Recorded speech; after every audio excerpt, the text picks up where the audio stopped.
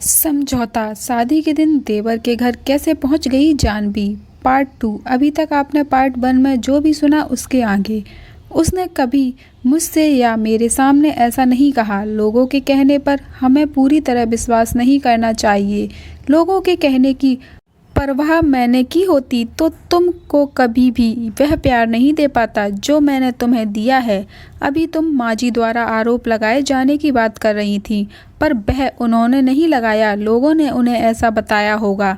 आज तक मैंने भी तुमसे इस बारे में कुछ नहीं पूछा या कहा नहीं। आज कह रहा हूँ। तुम्हारे ही कुछ परिचितों व रिश्तेदारों ने मुझसे भी कहा कि जानवी बहुत तेज मिजाज लड़की है। अपनी भाभी को इसने कभी चैन से नहीं जीने दिया।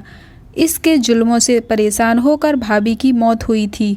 पता नहीं वह हत्या थी या आत्महत्या, लेकिन मैंने उन लोगों की परवाह नहीं की, पर तुमने उनकी बातों पर विश्वास कर लिया। क्या तुम भी मुझे अपराधी समझते हो? मैं तुम्हें अपराधी नहीं समझता, ना ही मैंने उन लोगों की बातों पर विश्वास किया था। अगर विश्वास किया होता तो तुमसे शादी न करता। तुमसे बस एक सवाल करना चाहता हूँ। लोग जब किसी के बारे में कुछ कहते हैं तो क्या हमें उस बात पर विश्वास कर लेना चाहिए? मैं तो बस इतना जानती हूँ कि वह सब झूठ हैं। हमसे जलने वालों ने यह अफवाह फैलाई थी। इसी वजह से मेरी शादी में कई बार रुकावटें आईं। मैंने भी उसे सच नहीं माना। बस तुम्हें यह एहसास कराना चाहता हूँ कि जैसे ये सब बातें झूठी हैं, वैसे ही पवन के खिलाफ हमें भड़काने वालों की बातों भी झूठी हो सकती हैं। उन्हें हम सत्य क्यों मान रहे हैं, लेकिन मुझे नहीं लगता कि ये बातें झूठी हैं।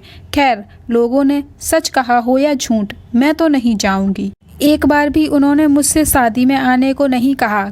कैसे कहता? सगाई पर आने के लिए तुमसे कितना आग्रह करके गया था, वहाँ तक कि उसने तुमसे माफ़ी भी मांगी थी, फिर भी तुम नहीं गई। इतना घमंड अच्छा नहीं।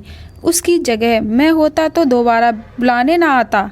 सब नाटक था, लेकिन आज अचानक तुम्हें हो क्या गया है? आज तो पवन की बड़ी तरफदारी की जा रही है। तभी द्वार की घंटी बजी। पवन आया था। उसने जानवी से कहा, भाभी, भैया से तो आपको साथ लाने की कह ही चुका हूँ, आपसे भी कह रहा हूँ। आप आएंगी तो मुझे खुशी होगी। अब मैं चलता हूँ, बहुत काम करने हैं। पवन प्रश्नोत्तर की प्रतीक्षा किए बिना लौट गया। मैंने पूछा, अब तो तुम्हारी यह शिकायत भी दूर हो गई कि तुमसे उसने आने को नहीं कहा। अब क्या इरादा है? इरादा क्या होना है? हमारे पड़ोसियों से तो 1 सप्ताह पहले ही आने को कह गया था। मुझे 1 दिन पहले न्योता देने आया है। असली बात तो यह है कि मेरा मन उनसे इतना खट्टा हो गया है कि मैं जाना नहीं चाहती। मैं नहीं जाऊंगी, तुम्हारी मर्जी, कहकर मैं दुकान चला गया। थोड़ी देर बाद ही जानवी का फ़ोन आया। सुनो, एक खुशखबरी है।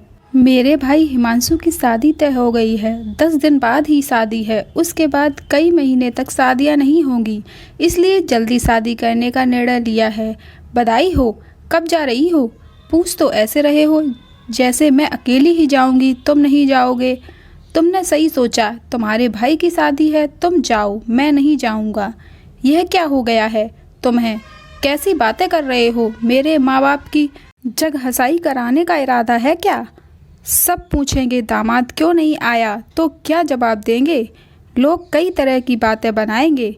बातें तो लोगों ने तब भी बनाई होंगी जब एक ही शहर में रहते हुए सगी भाभी होकर भी तुम देवर की सगाई में नहीं गई, और अब शादी में भी नहीं जाओगी। जग हंसाई क्या यहाँ नहीं होगी?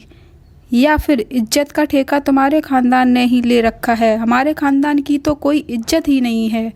मत करो तुलना दोनों खानदानों की। मेरे घर वाले तुम्हें बहुत प्यार करते हैं। क्या तुम्हारे घर वाले मुझे वह इज्जत व प्यार दे पाए? हर एक को इज्जत व प्यार अपने व्यवहार से मिलता है। तो क्या तुम्हारा अंतिम फैसला है कि तुम मेरे भाई की शादी में नहीं जाओगे? अंतिम ही समझो। यदि तुम मेरे भाई की शादी में नहीं जाओगी तो मैं भला तुम्हारे भाई की शादी में क्यों जाऊंगा? अच्छा, तो तुम मुझे ब्लैकमेल कर रहे हो, कहकर जानवी ने फ़ोन रख दिया। दूसरे दिन पवन की शादी में जानवी को आया देखकर माजी का चेहरा खुशी से खिल उठा था।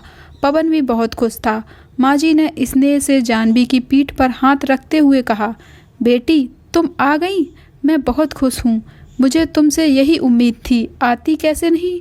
मैं आपकी बहुत इज्जत करती हूँ, आपके आग्रह को कैसे टाल सकती थी। मैं मन ही मन मुस्कुराया। जानवी किन परिस्थितियों के कारण यहाँ आई, यह तो बस मैं ही जानता था। उसके ये संवाद भले ही झूठे थे, पर अपने सफल अभिनय द्वारा उसने माँ को प्रसन्न कर दिया था। यह हमारे बीच हुए समझौते की एक सुखद सफलता थी। यह कहानी आपको कैसी लगी और इसी प्रकार की कहानियों को सुनने के लिए मेरे चैनल को सब्सक्राइब, लाइक एंड कमेंट करें। Thank you for watching.